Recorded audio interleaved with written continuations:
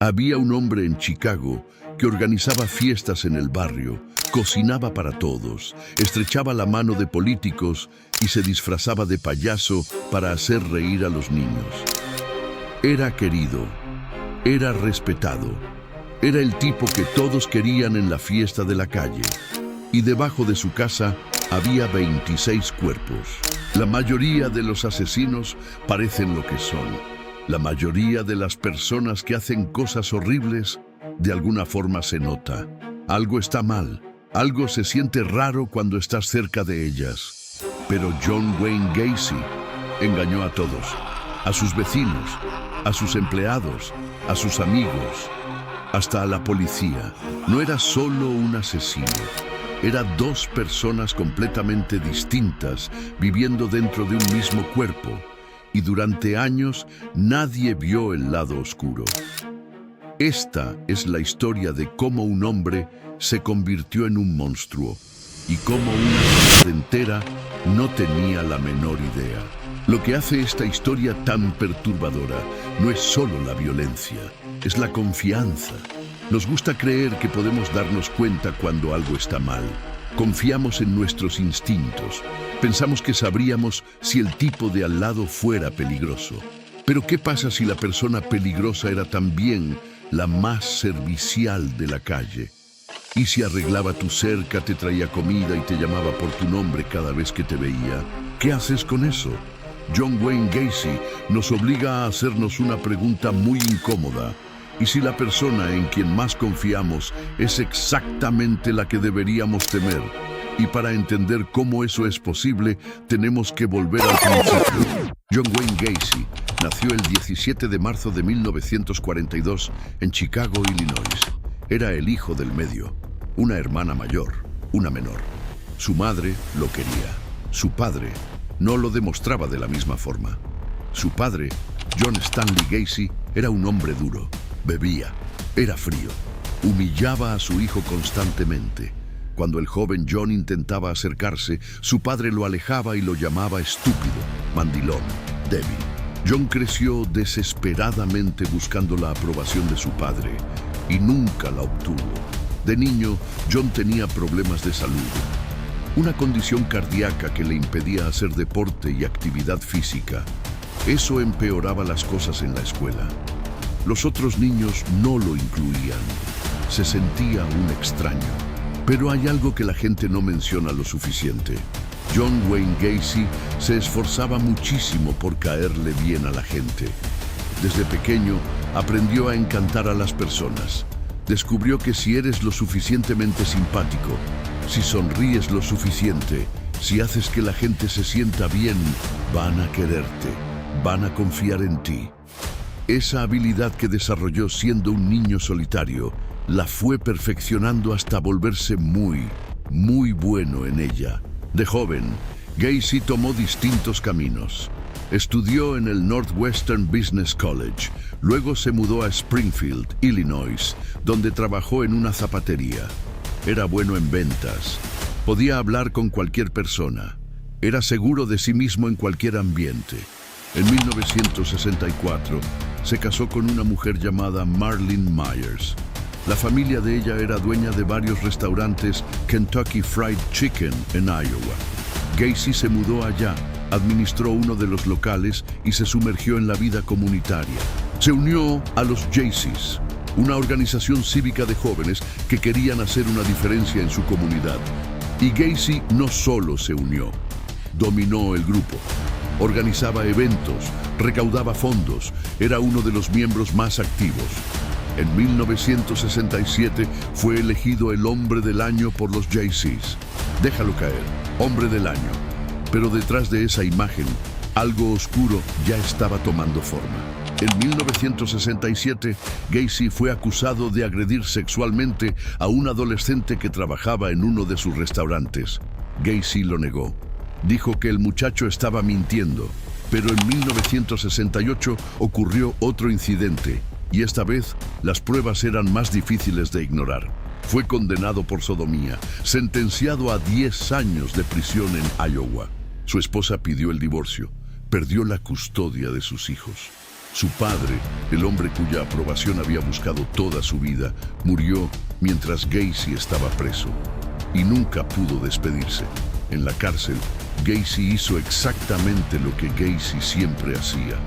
Trabajó duro, no causó problemas, fue un preso ejemplar. Lo soltaron después de solo 18 meses por buena conducta. Volvió a Chicago, a la casa de su madre, y empezó de cero. Lo que pasó después es la parte que hace esta historia tan perturbadora. Gacy construyó una vida completamente nueva. Abrió una empresa de construcción, PDM Contractors. Creció rápido, contrató jóvenes, les pagaba buenos salarios, manejaba proyectos por toda la zona. Se volvió a casar en 1972 con una mujer llamada Carol Hoff, que tenía 2 hijas. Se mudaron a una casa en la West Somerdale Avenue, en el barrio de Norwood Park. Y esa casa, esa tranquila casa suburbana con un jardín bonito y un vecino simpático en la entrada, fue donde todo ocurrió. Pero nadie lo sabía todavía. Para todos los que lo rodeaban, Gacy era el vecino perfecto. Daba fiestas enormes, cocinaba para cientos de personas, tenía conexiones con políticos locales. Incluso fue fotografiado con la primera dama Rosalind Carter en 1978. También creó un personaje de payaso. Se llamaba Pogo el Payaso. Se presentaba en hospitales infantiles, fiestas de cumpleaños y eventos comunitarios. Se pintaba la cara, se ponía el disfraz y hacía reír a la gente. Es aquí donde los dos lados de John Wayne Gacy se vuelven casi imposibles de entender. Porque al mismo tiempo que hacía todo esto, las fiestas, los negocios, el disfraz de payaso, estaba matando personas. El primer asesinato conocido de Gacy ocurrió en enero de 1972. Un adolescente llamado Timothy McCoy. Gacy lo atrajo a su casa y lo mató. Enterró el cuerpo en el espacio debajo de la casa, lo que en inglés llaman el crawl space, y luego volvió a su vida normal. Ese es el detalle más difícil de procesar. Mató a alguien, lo enterró debajo de su casa y regresó a ser el vecino simpático, el contratista exitoso, el voluntario de la comunidad. Durante los 6 años siguientes, Gacy mató al menos a 33 jóvenes y adolescentes. A la mayoría los atraía con promesas de trabajo o dinero. Muchos eran personas sin hogar o jóvenes que andaban vagando por Chicago. El tipo de gente que nadie notaría de inmediato que había desaparecido. Les ofrecía un trabajo, los invitaba a su casa y luego desaparecían. Gacy enterró a la mayoría de las víctimas en el espacio debajo de su casa. Cuando ya no hubo más espacio, empezó a arrojar cuerpos al río Des Plaines. Su esposa Carol dijo después que empezó a notar un olor extraño en la casa. Gacy le dijo que era humedad en el espacio de abajo. Nada grave. Ella le creyó. En 1978, un chico de 15 años llamado Robert Piest desapareció en Des Plaines, Illinois. La última persona con la que se le vio hablando era John Wayne Gacy, quien había estado en la farmacia donde trabajaba Robert para hablar de un trabajo de remodelación.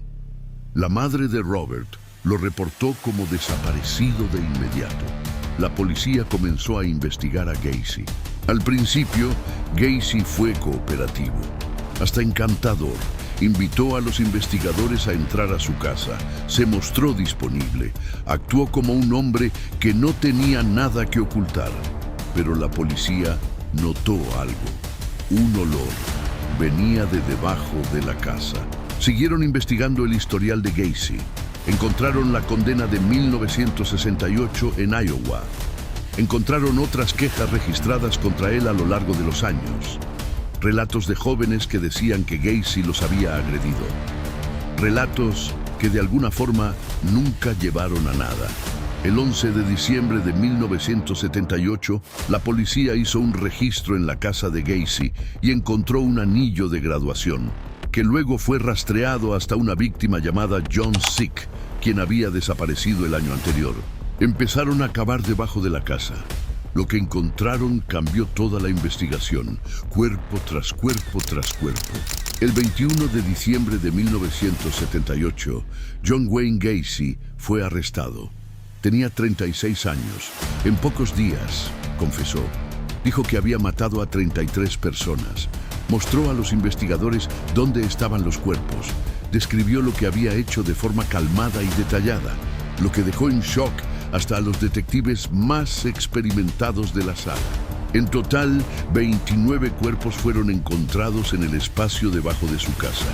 Otros 4 fueron encontrados en los ríos cercanos, el barrio que había confiado en él.